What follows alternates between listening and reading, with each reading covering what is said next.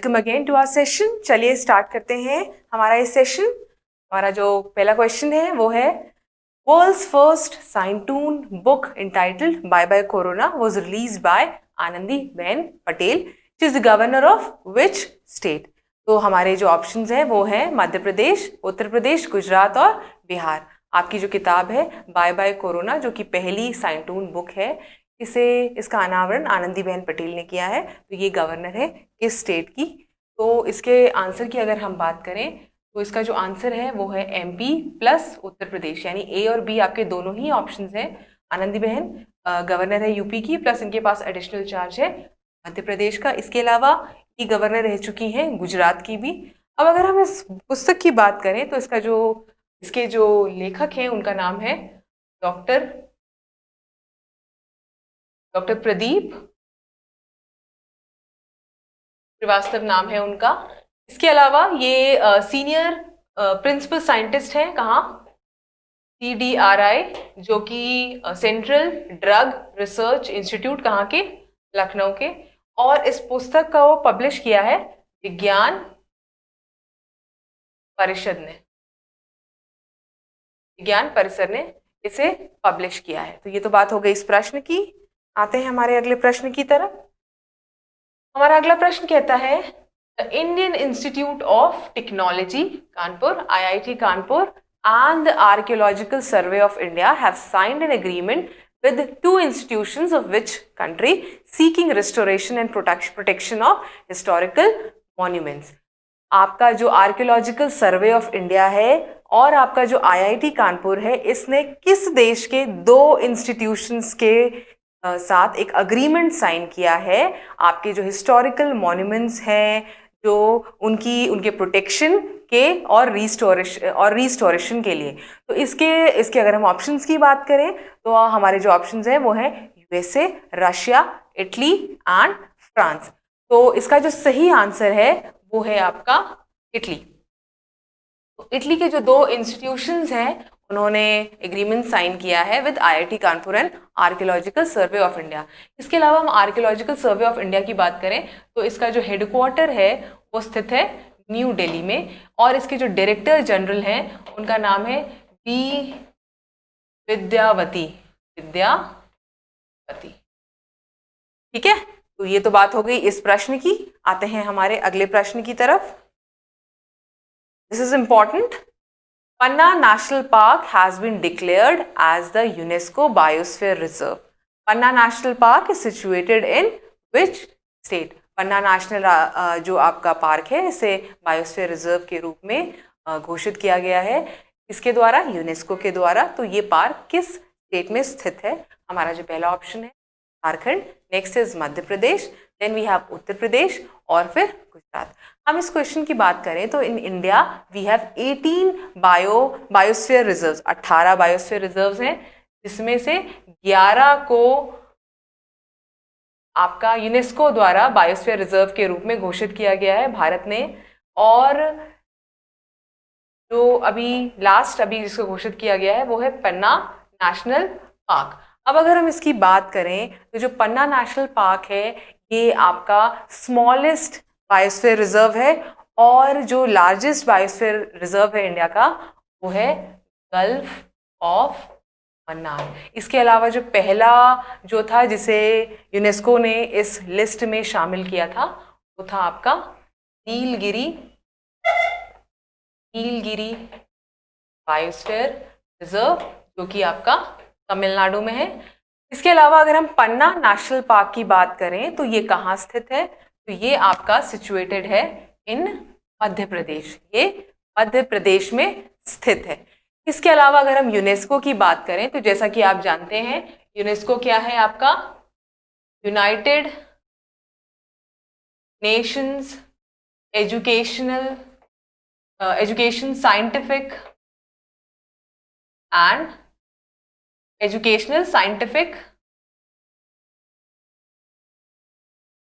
Cultural Organization.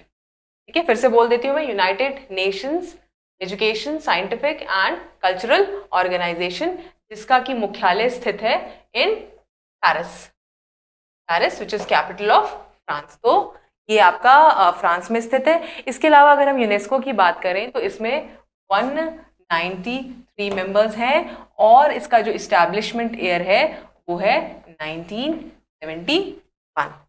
ठीक है, तो ये तो बात हो गई हमारे इस प्रश्न की। अच्छा, मैं एक चीज आपको बताती हूँ। देखिए, जो बायोस्फीयर रिजर्व होता है ये 3 पार्ट्स में डिवाइडेड होता है। अंदर का जो एरिया होता है इसे हम कोर एरिया कहते हैं।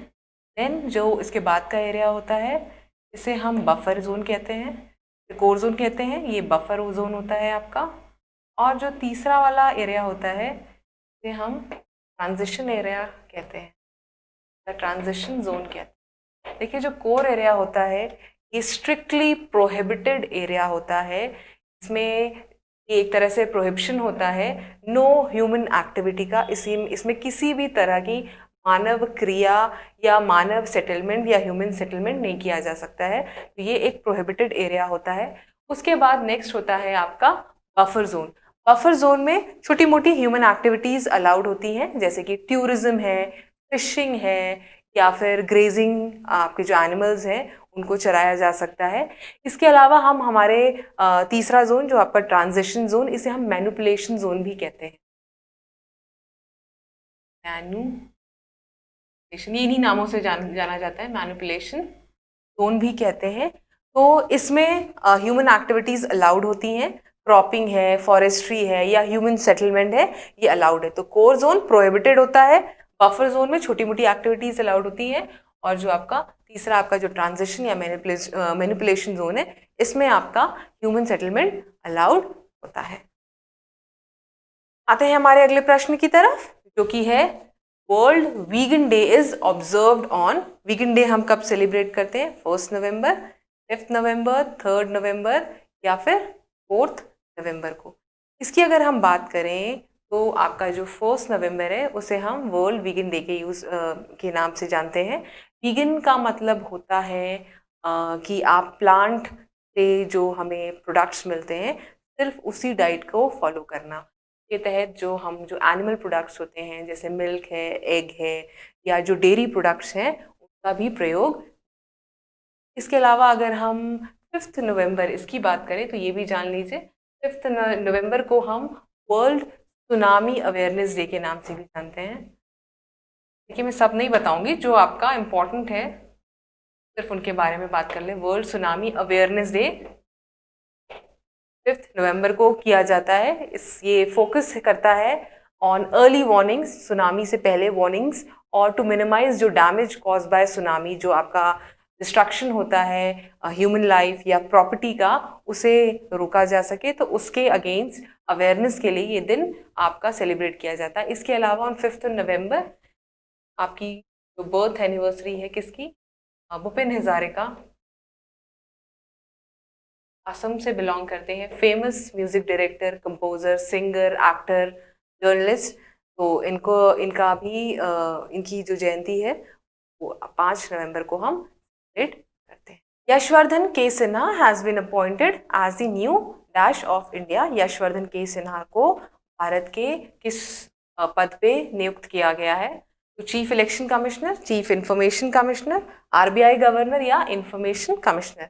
इस प्रश्न का जो सही उत्तर है वो है आपका चीफ इंफॉर्मेशन कमिश्नर। इसके अलावा यशवर्धन के सिन्हा इससे पहले इंफॉर्मेशन कमिश्नर हुआ करते थे, अब वो चीफ इंफॉर्मेशन कमिश्नर हो गए हैं और ये रिप्लेस कर रहे हैं विमल जुल्का को। हालांकि ये पद काफ़ी समय से खाली है, विमल जुल्का को ये रिप्लेस करेंगे।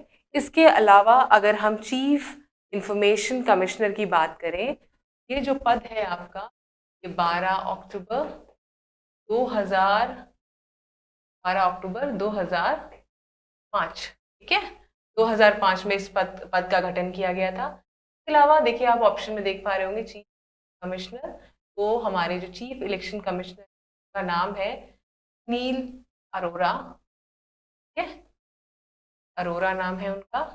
ये 23rd चीफ इलेक्शन कमिश्नर है। इसके अलावा हमारे जो इंफॉर्मेशन कमिश्नर है उनका नाम है उदय, ये बनाया गया है उदय महूरकर, क्योंकि वो उन्हें इंफॉर्मेशन कमिश्नर जो थे उन्हें इंफॉर्मेशन कमिश्नर बना दिया गया है, तो उदय महूरकर, ठीक है।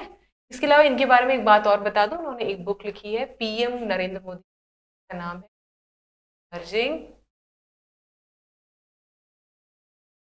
Merging with billion and centre stage inside Narendra. ठीक है, ये बुक है जो इन्होंने लिखी, आरबीआई के गवर्नर शक्तिकांत दास, जैसा कि आप जानते ही हैं। ये तो बात होगी इस क्वेश्चन की। हमारे अगले प्रश्न की तरफ, जो कि कुछ इस प्रकार से है, India extends how much amount credit line to centre Asian countries second meeting of the Central Asia dialogue. India ने कितना क्रेडिट लाइन, कितना अमाउंट का क्रेडिट लाइन एक्सटेंड किया है एशियन, जो सेंट्रल एशियन कंट्रीज हैं उनको, इसमें second meeting of Central India Central Asia dialogue, जो भी ये वार्ता हुई है, इसके तहत कितना अमाउंट उन्होंने घोषित किया है। तो हमारे जो ऑप्शन है वो है $1 बिलियन, $2 बिलियन, $3 बिलियन, $4 बिलियन। तो इस प्रश्न की अगर हम बात करें तो हमारा जो ये डायलॉग है, इसकी जो चेयरमैनशिप है, वो हमारे जो external affairs minister S Jaishankar उन्होंने की। इसके तहत 5 आपके सेंट्रल एशियन कंट्रीज हैं जिन्होंने इसमें पार्टिसिपेट, उनका नाम है तजाकिस्तान,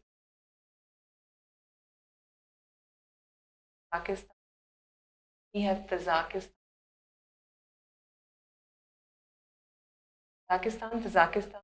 तुर्कमेनिस्तान, फिर है आपका उज़्बेकिस्तान। ठीक है, ये आपके 4 हो गए हैं। उसके बाद है आपका एक किर्गिस्तान। ये पांचों ने इस डायलॉग में पार्टिसिपेट कर रहे हैं। इसके अलावा इससे पहले जो आपका फर्स्ट आपका जो ये डायलॉग हुआ था सेंट्रल एशियन कंट्रीज हुआ था उज़्बेकिस्तान में एक जगह है समरकंद, 2019 में पे हुआ था। इसके अलावा इसकी मैं बात बताऊं तो इस प्रश्न का जो सही उत्तर है $1 बिलियन। तो $1 बिलियन प्रोवाइड किया जाएगा। इसके तहत आपका जो ये जो क्रेडिट है, ये प्रायोरिटी सेक्टर डेवलपमेंट के लिए, जैसे कि आपका जो हेल्थ केयर सर्विसेज, एजुकेशन है और जो आईटी है, उनके डेवलपमेंट के लिए ये प्रोवाइड। आते हैं हमारे क्वेश्चन की तरफ, प्रकार से है, the union minister Jitendra Singh has announced that the male government employees will be entitled to child care। तो आपके जो यूनियन मिनिस्टर है जितेंद्र सिंह, उन्होंने अनाउंस किया है जो चाइल्ड केयर लीव है अब सिर्फ महिलाओं तक सीमित नहीं, ये मेल जो गवर्नमेंट एम्प्लॉयज हैं उन्हें भी प्रोवाइड किया जाएगा। आगे अगर हम बात करें, the change has been introduced as one of the reforms brought by the Department of Personnel and Training. तो डिपार्टमेंट ऑफ जो पर्सनल एंड ट्रेनिंग है उसके तहत ये बदलाव लाया जाएगा। प्लस मैं आपको बता दूं, जो ये मेल्स हैं, जो सिंगल मेल है, पेरेंट है अगर, या फिर जो डाइवोर्सी है, या फिर विडोअर, तो वो अप्लाई कर सकता है, या वो इंटाइटल्ड है फॉर दिस चाइल्ड केयर। आते हैं हमारे अगले प्रश्न की तरफ, जो कि है, the Indian Army has launched a secured messaging application platform known as dash. भारतीय सेना ने एक सिक्योर्ड एप्लीकेशन प्लेटफॉर्म लॉन्च किया है जिसका की नाम है, आपके ऑप्शंस हैं SMI, SAI, SUIN, SIM।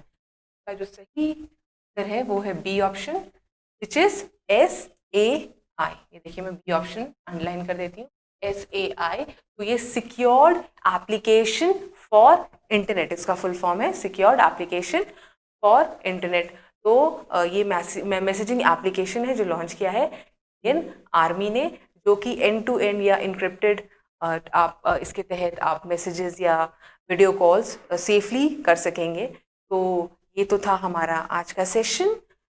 मिलते हैं हमारे अगले सेशन में, बट उससे पहले मैं आपको बोल दूं, अगर आप चाहते हैं हमारे इस सेशन का PDF डाउनलोड करना, तो आप हमारे इन्फो कैप्सूल के जो ऑफिशियल चैनल है टेलीग्राम का, ज्वाइन करके वहाँ से डाउनलोड कर सकते हैं। प्लस आप मुझे ज्वाइन कर सकते हैं on my official channel Meenam Singh official, जो कि टेलीग्राम चैनल है। मिलते हैं हमारे अगले सेशन में, तब तक के लिए स्वस्थ रहिए, सुरक्षित रहिए।